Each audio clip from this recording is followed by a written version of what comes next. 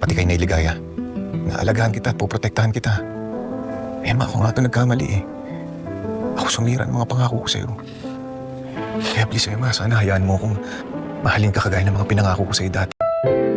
Ang susunod na programa ay rated PG. Ito ay nangangailangan ng patnubay at gabay ng magulang para sa mga batang manonood.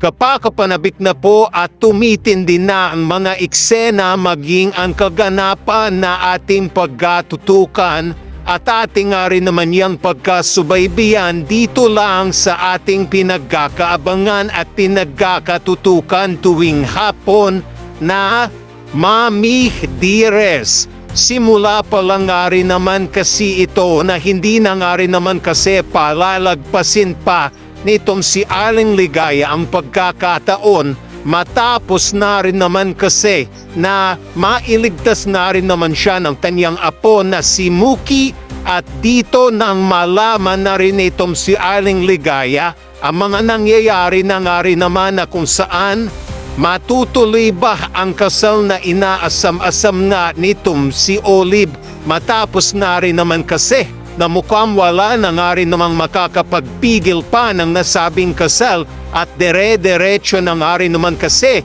kung magdesisyon itong si Danilo at wala na nga rin bang makakahuna sa sekretong tinatago at pinagkakaingat-ingatan nitong si Olive.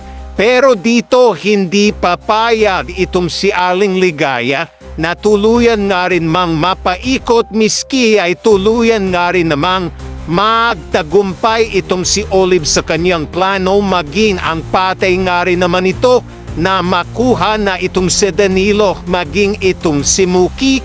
Kaya dito kahit may iniinda pa nga rin namang sakit sa katawan itong si Aling Ligaya, mula na rin naman sa mga pinagagawa nga nitong si Olive at ang tauhan nito sa kanya ay pinilit nitong si Aling Ligaya na bumangon at dito nga rin naman ay ipaalam nga rin naman dito kay Danilo ang totoo at pinagkakaingat-ingatang lihim na sekreto at revelasyon na nitong si Olive na hindi na rin mapipigilan pa nitong si Olive. Dahil dito ay pupunta nga itong si Aling Ligaya sa kasal na ng dalawa at dito hindi papayag itong si Aling Ligaya na matuloy ang nasabing kasal at sasabihin at sisigaw na itong si Aling Ligaya at sasabihin ito na itigil nyo ang kasal na to, Danilo, makinig ka sa sasabihin ko yung babaeng yan, si Olive yan.